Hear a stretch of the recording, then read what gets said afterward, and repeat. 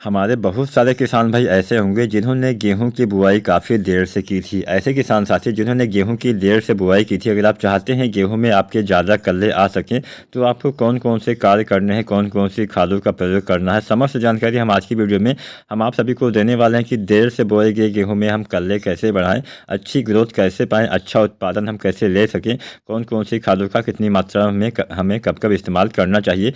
संपूर्ण जानकारी के लिए पूरा वीडियो जरूर देखिएगा, बहुत ही यूजफुल वीडियो आज का होने वाला है। और चैनल पर नए हैं तो फार्मिंग विद एसआरजे चैनल को सब्सक्राइब करके बेल आइकन दबाना मत भूलेगा। वीडियो को लाइक शेयर भी जरूर करें। कोई भी सवाल हो नीचे पूछना मत भूलेगा, कमेंट के माध्यम से आप अपने सारे सवाल हमसे साझा कर सकते हैं। चलिए वीडियो स्टार्ट करते हैं। किसान साथियों, अगर आपने गेहूँ की बुआई देर से की है और अभी आपकी गेहूँ की फसल 30 दिन से लेकर 60 दिन के बीच में है या फिर 25 दिन से लेकर 60 दिन के बीच में है, तो क्या करना है। सबसे पहले हम बात करेंगे पहली सिंचाई से। तो गेहूं की फसल में पहली सिंचाई आपको किसान साथियों लगभग 21 से 25 दिन पे करनी होती है और पहले पानी के बाद में आपको कुछ खादों का इस्तेमाल करना होता है। पहली सिंचाई के बाद ही हम कुछ ऐसी खादें डालते हैं जिससे हमारे कल्ले का विकास अच्छे से हो सकेगा। मतलब पहली सिंचाई का कल्लों के विकास से सीधा सीधा संबंध होता है। तो पहली सिंचाई के समय आपको केवल एक सावधानी यही बरतनी होती है कि पहली पानी जो पहला सिंचाई हम करते हैं बहुत हल्का करना होता है, बहुत ज़्यादा मात्रा में पानी भरना नहीं होता। बस इतना आप सिंचाई कर दीजिए कि आपके समस्त खेत में पानी चला जाए। ऐसा नहीं कि यहाँ पानी बहुत देर तक भरा रहे। ज़्यादा पानी हो जाने से आपके जो पौधे हैं पीले हो जाते हैं, जड़ों का विकास नहीं हो पाता है, कल्ले का विकास नहीं हो पाता। तो पहली सावधानी कि पहला पानी हल्का लगाना चाहिए। इसके साथ में पहले पानी लगाने के बाद ही आपको यूरिया वगैरह खादों का इस्तेमाल करना है, जो मैं आगे आपको बता देता हूँ। सबसे पहली खाद आपको डालनी है यूरिया। अब जो यूरिया आती है किसान साथियों, इसकी आपको लगभग 40 किलोग्राम मात्रा पर एकड़ के हिसाब से पहले पानी के बाद डाल देना है। उसके बाद हम जानेंगे कि हाँ हमें आगे कितनी मात्रा में यूरिया डालना, समस्त जानकारी आपको इसी वीडियो में मिलने वाली है। तो पहली बार आपको मतलब पहले पानी के बाद आपको यूरिया 40 किलोग्राम डाल देना है और इसके साथ में आपको डालना है सल्फर। अब सल्फर यहाँ पे बहुत बढ़िया काम करेगा। सल्फर क्या करेगा, आपकी फसल में हरापन लाएगा, आपके पौधे में प्रकाश संश्लेषण से भोजन बनाने की जो एक प्रोसेस होती है, प्रक्रिया होती है, उसमें काफ़ी तेज़ी ला देता है, जिससे पौधे भोजन तेज़ी से बना पाते हैं। जो ये आपका काम करेगा यहाँ पे सल्फर आपके पौधे में नाइट्रोजन की उपलब्धता को बढ़ा देता है। मतलब जो भी नाइट्रोजन आप मिट्टी में डालते हैं, किसी भी विधि से डालते हैं, वो काफ़ी ज़्यादा मात्रा में आपके पौधे ले पाते हैं, जिससे आपके पौधे में हरापन आता है। सल्फर की कमी से भी पीलापन हो जाता है। जो आपकी गेहूं की नई पत्तियां होती हैं, अगर नई पत्तियों में पीलापन आ जाता है तो समझ लीजिए कि यहाँ आपके गेहूं में सल्फर की कमी हो गई है। तो सल्फर यहाँ पे आपको यूज करना है जो 90% वाला आता है। इसकी यहाँ पे या फिर 80% वाला जो आता है, इसकी यहाँ पे आपको 3 से लेकर 4 किलोग्राम मात्रा पर एकड़ के हिसाब से डाल देना है। और पहले पानी पे जब आप यूरिया डालते हैं तो उसी खाद के साथ में आप सल्फर का भी किसान भाई इस्तेमाल कर सकते हैं। बहुत बढ़िया फ़ायदा आपको मिलने वाला है। तो दूसरी चीज़ आपको यूज़ करनी है सल्फर। अब तीसरी चीज़ किसान भाइयों आपको यूज़ करना है जिंक। जिंक के इस्तेमाल से बहुत बढ़िया फ़ायदा मिलता है और जिंक का इस्तेमाल भी हम पहले पानी के बाद ही करते हैं, अच्छा लाभ हमें मिल जाता है।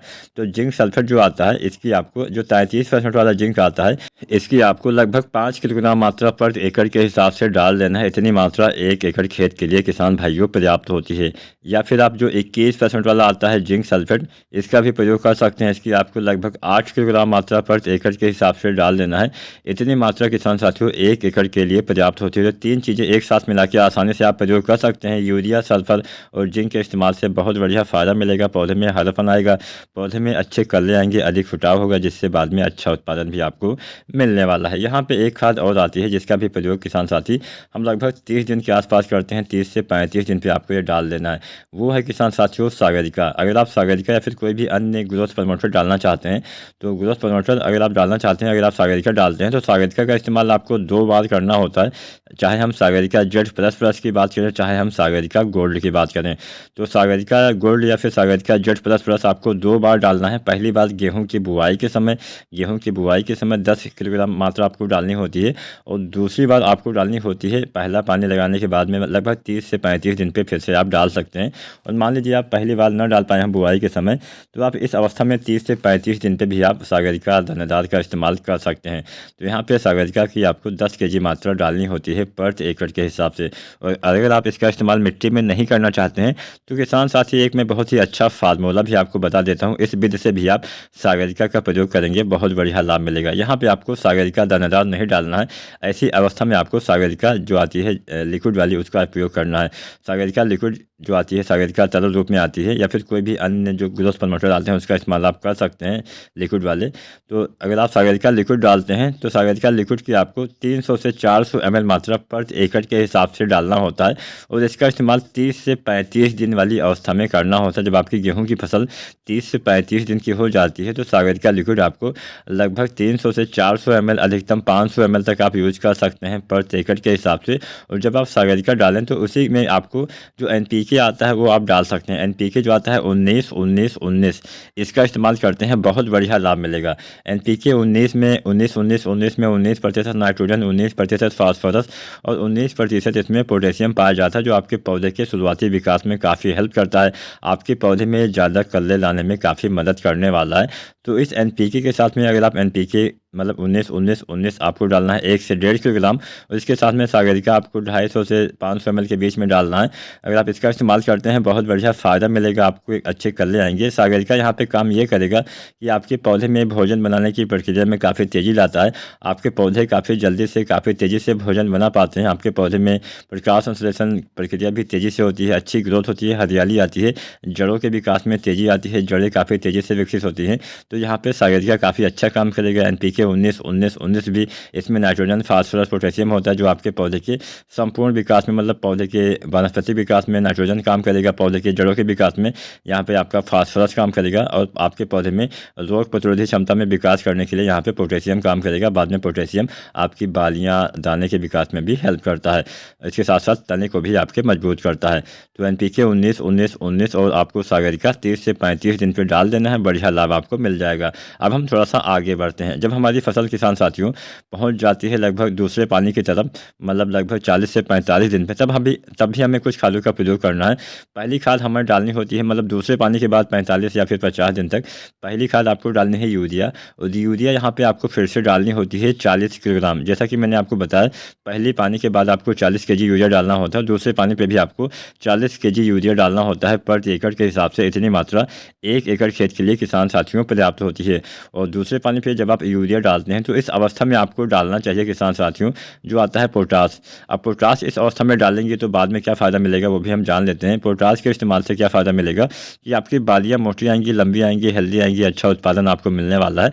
तो यहाँ पे जो MOP पोटास आता है 60% वाला, उसका इस्तेमाल आपको करना है। और पोटास की यहाँ पे आपको 20 किलोग्राम मात्रा पर एकड़ के हिसाब से आपको यूरिया के साथ में डाल देना है। यूरिया के साथ में पोटास आप बड़ी आसानी से प्रयोग कर सकते हैं, बस थोड़ी सी सावधानी यही बरतनी है कि बहुत लंबे समय तक मिला के रखना नहीं होता है, मिलाने के तुरंत बाद इस्तेमाल कर देना चाहिए।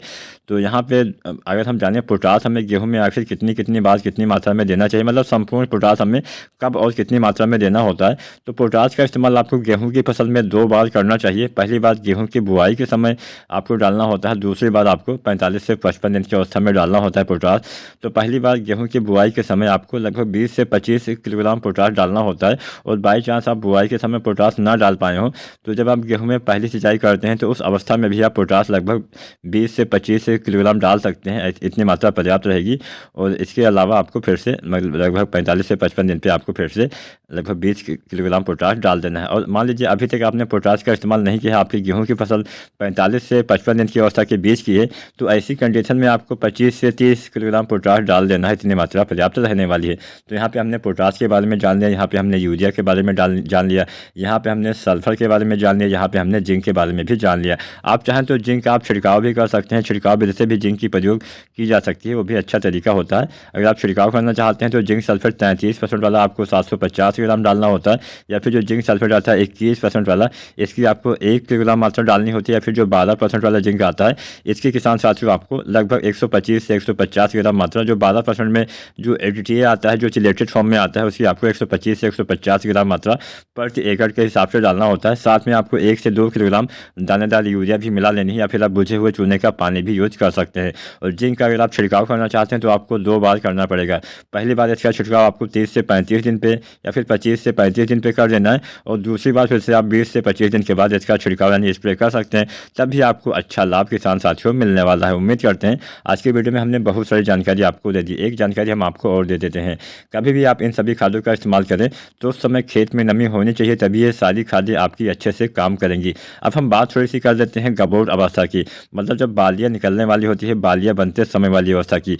तो बालियाँ बनते समय गबोट अवस्था में बालियाँ आने से पहले आपको एक NPK डालना होता है, जिसको हम NPK 05234 के नाम से जानते हैं। ये काफ़ी अच्छे से काम करता है, अच्छी से आपकी बालियाँ आएंगी, हेल्दी बालियाँ आएंगी। NPK 05234 आपको 1 से लेकर 1.5 किलोग्राम प्रति एकड़ के हिसाब से डालना है। और इसके साथ में इसी अवस्था में आपको बोरोन खाद का प्रयोग करना होता है। बोरोन के इस्तेमाल से पोलिनेशन अच्छे से होगा, परागण अच्छे से होगा, जैसे आपके समस्त दाने का भराव सही ढंग से हो पाएगा। तो यहाँ पे बोरोन जो आता है 20% वाला, तो 20% वाले बोरोन की आपको 100 ग्राम मात्रा प्रति एकड़ के हिसाब से डालना है। साथ में NPK 05234 1 से लेकर 1.5 kg प्रति एकड़ के हिसाब से डालना है। और दोनों खादों को एक साथ आप प्रयोग कर सकते हैं, बस दोनों का अलग अलग घोल बना के आपको डालना पड़ेगा। अगर आज की वीडियो आपको पसंद आई हो, लाइक जरूर करना। अगर आप इन दोनों खादों का इस्तेमाल कर देते हैं तो अच्छा लाभ आपको अवश्य मिलेगा। वीडियो देखने के लिए किसान भाई आपका बहुत बहुत धन्यवाद।